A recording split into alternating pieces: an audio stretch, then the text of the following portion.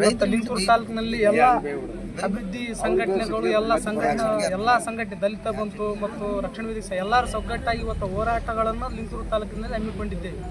ಇದು ಇಲ್ಲಿರ್ತಕ್ಕಂಥ ಆಫೀಸ್ ಮೊನ್ನೆ 1-2 ತಿಂಗಳಿಂದ ಹಾಸ್ಪಿಟ್ಲ್ ಕೂಡ ಸಿನ್ನೂರಿಗೆ ಹೋಯ್ತು.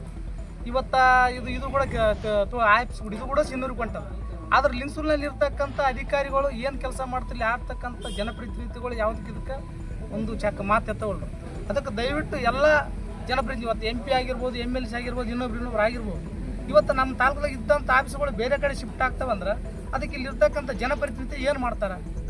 ಅದು ನಮ್ದು ಮೊದಲನೇ ಕ್ವಶ್ಚನ್. ಇವತ್ತು ರೈತರು ಇವತ್ತೆಲ್ಲ ನಮ್ಮ ನಾಳೆ ಸಿನ್ನೂರಿಗೆ ಹೋಗಾಕತ್ತ. ಇವತ್ತು ರಾಯಚೂರು ಅಷ್ಟು ಇಲ್ಲಿಂದ 100 ಕಿಲೋಮೀಟ್ರ್ ಅದ. ಏನೋ ಕೆಲಸಕ್ಕೆ ಆಗ್ಬೇಕು, ಒಂದಿನ ವೇಸ್ಟ್ ಆಗಿ ಹೋಗುತ್ತೆ ರಾಯಚೂರಿಗೆ ಹೋಗ್ಬೇಕಂದ್ರೆ. ಅದಕ್ಕಾಗಿ ದಯವಿಟ್ಟು ಇವತ್ತು ಎಲ್ಲ ಸಂಘಟನೆಗಳು ನಾವು ಒಗ್ಗಟ್ಟಾಗಿ ಹೋರಾಟಕ್ಕೆ ನಾವೆಲ್ಲ ಕುಂತೀವಿ. ನ್ಯಾಯ ಸಿಗೋರಿಗೆ ನಾವು ಯಾವತ್ತೂ ಈ ಹೋರಾಟ ಬಿಡೋದಲ್ಲ. ನ್ಯಾಯ ಸಿಕ್ಕಿಂದ ಮಾತ್ರ ಬಿಡುತ್ತೆ. ಸಿನ್ನೂರಿಗೆ ಹೋಗೋಕೆ ಈ ಆಫೀಸ್ ಅಂತ ಯಾವತ್ತೂ ಬಿಡೋಲ್ಲ. ದಯವಿಟ್ಟು ಇಲ್ಲಿರ್ತಕ್ಕಂಥ ಎಲ್ಲ ಜನಪ್ರತಿನಿಧಿ ಆದಂಥ MP MLA ಓಟು ಮಾತ್ರ ಹಾಕ್ಸ್ಕೊಂತಾರೆ. ರೈತ ಏನಂತ ರೈತ ಈ ದೇಶಕ್ಕೆ ಬೆನ್ನೆಲುಬು, ಈ ದೇಶಕ್ಕೆ ಹಂಗಾಯ್ತು ಅಂತ ಬರೀ ಭಾಷಣ ಮಾತಾಡ್ತಾರೆ.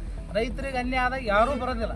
ಇದಕ್ಕೆ ದಯವಿಟ್ಟು ನಾವು ಎಲ್ಲರೂ ಒಗ್ಗಟ್ಟಾಗಿ ಇವತ್ತು ಎಲ್ಲ ಸಮಿತಿಯವರು, ದಲಿತ ಸಂಘಟನೆ, ಕನ್ನಡ ಪರ ಹೋರಾಟಗಾರರು, ಒಂದು ಬೇರೆ ಎಲ್ಲರೂ ಒಗ್ಗಟ್ಟಾಗಿ ಇವತ್ತು ನಾವು ಹೋರಾಟ ಮಾಡೋಕ್ಕೆ ಎಲ್ಲರೂ ಕುಂತೀವಿ. ಅದಕ್ಕೆ ದಯವಿಟ್ಟು ನಿಮ್ಮೆಲ್ಲ ಸಹಕಾರ ನಮ್ಗೆ ಇರಬೇಕು. ಪತ್ರಿಕೆಯವರು ಆಯ್ತು ಮತ್ತು ಇನ್ನೊಬ್ರು ಆಯ್ತು.